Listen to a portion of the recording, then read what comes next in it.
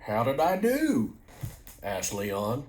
Before Jay could tell him that he had done fine, Leon got his answer from Jokas, who was now very ready to speak. "What did you do, Leon? What in Sam Hill did you do?" blurted Jokas. Now, Jokas, remember your promise," said Jay. Jokas was struggling to reach out and grab Leon, but he couldn't because his feet were still stuck to the ground. Anxious to end the terror visited upon him and Johnny, Jokas turned to Jay and tried his best to describe what he had witnessed concerning that spooky big box. He told of dust tornadoes and of a big floating box and a brother that had conversations with the box. Before he could go further, Jay decided to let Jokas off the hook, so he stopped him in mid-ramble. "That's enough, Jokas," said Jay, speaking directly to Jokas and Johnny, but also to himself and the others. Jay reviewed all of what they had learned so far about the box and what was in it. He went on to tell them that Leon had been singled out for whatever reason by the box as its connection to the others. Jay explained how Leon could tell the box what to do and it would respond. Jokas was not impressed with this last bit of information. He could never imagine his brother Leon to be capable of intelligible discourse with anyone, let alone a mysterious, otherworldly type of being such as the one being presented to him now. Jokas said, "If Leon is so special, then why didn't he show me a sample of his newfound talent?" Leon looked at Jay. Jay nodded his head and said, "Well, show him, Leon." Leon looked at his other brother and, to his notion, somewhat meaner brother. Leon looked at Jokas's feet, which were still firmly affixed to the ground. Leon turned toward the box, which was still at rest up the hill. He looked at Jokas again and asked, "All right, which foot do you want to be loosened?" Jokas looked at his own feet. "Well, both of them," he said. "Sorry, you only get one," said Leon. Of course, Leon was acting in self-preservation mode, and as such was in no hurry to allow Jokas free access to him and his own spindly little carcass. "Okay, all right then. Free up my right foot," said Jokas. "Me too," said Johnny. "One step at a time," said Leon. He was unaware that he had played a fairly good pun in what he just said.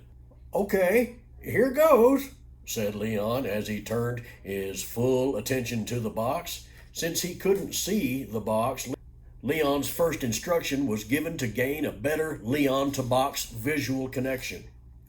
With a confidence and sureness unfamiliar to his older brother, Leon spoke toward the box. "Box," he said loudly, "rise up, above the ground, 3 feet. Leon's skills related to math and in particular geometry must have improved with his interaction with the box.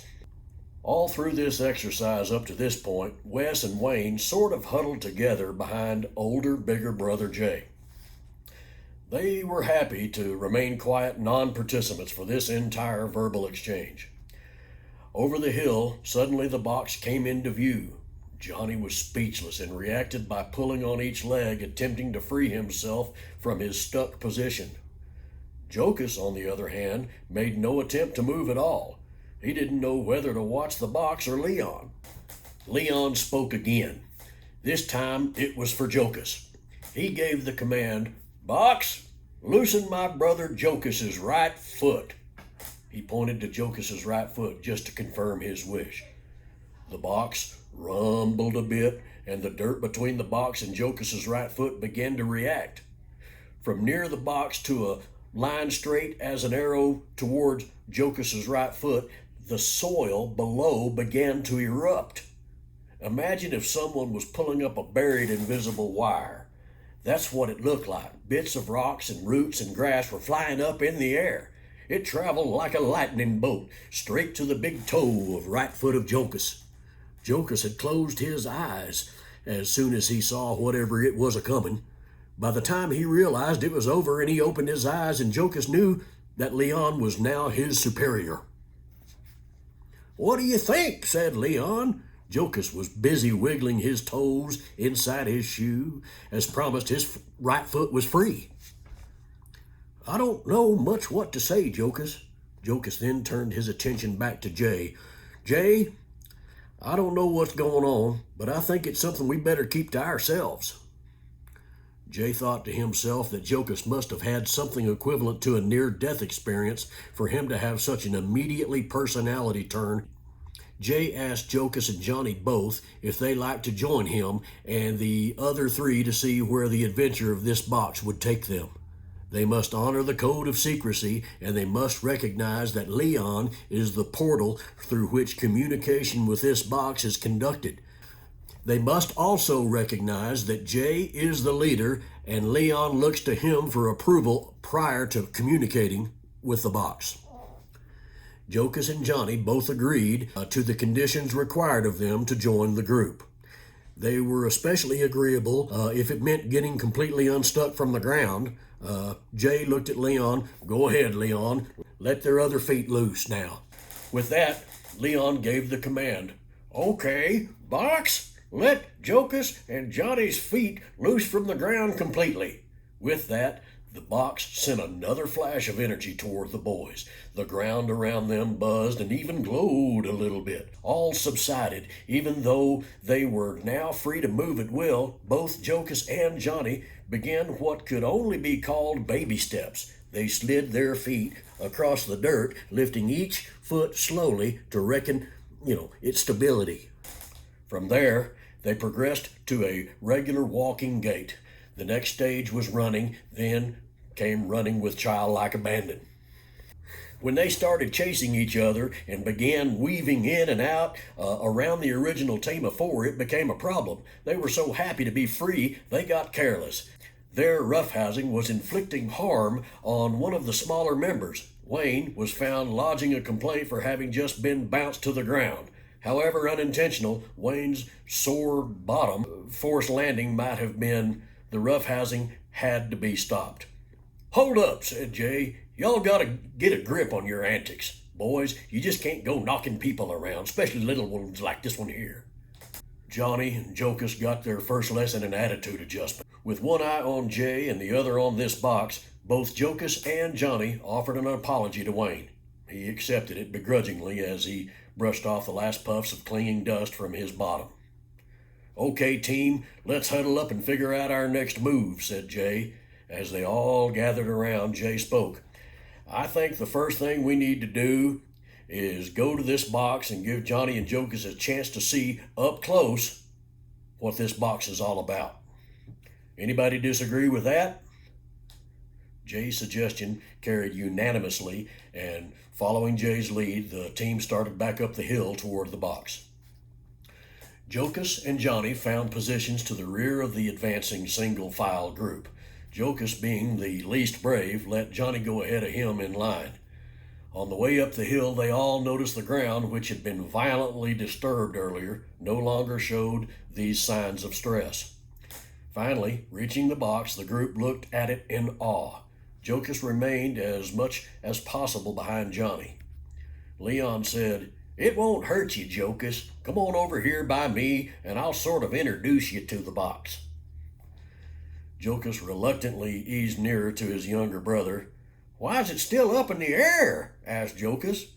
"Good question," answered Leon.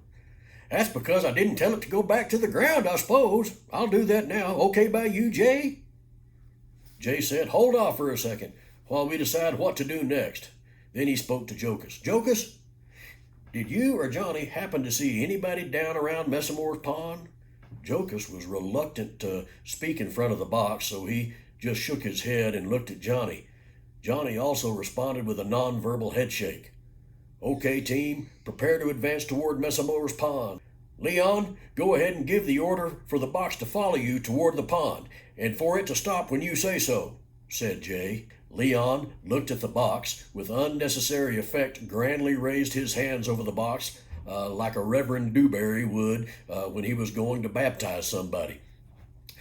Leon spoke. Okay, Box. I'm going down toward Messamore's pond, and I need you to follow me until I say stop. He looked for Jay to confirmation of a job well done. Jay nodded. Leon continued with his hands raised and his wagon's westward hoe motion. He began the Box to follow. With Leon at the front and the Box close behind, the remaining team members got in line behind the Box. That is, except for Jay, who was walking alongside the Box where he could monitor its progress. He also had to watch Leon to be sure he navigated the whole entourage to the right pond. Leon followed a well-worn cattle trail to where anyone might expect the end to be a watering hole, or in this case, the pond. The Box had apparently shared a bit of intelligence with Leon because he was right on track as far as Jay could tell. Wes, Wayne, Johnny, and Jokas stuck to the cow trail proper and kept up the pace behind the Box, since they could not see around it. Jokas was still happy with his position at the rear. He was a believer in things supernatural, and the Box certainly qualified as far as he was concerned.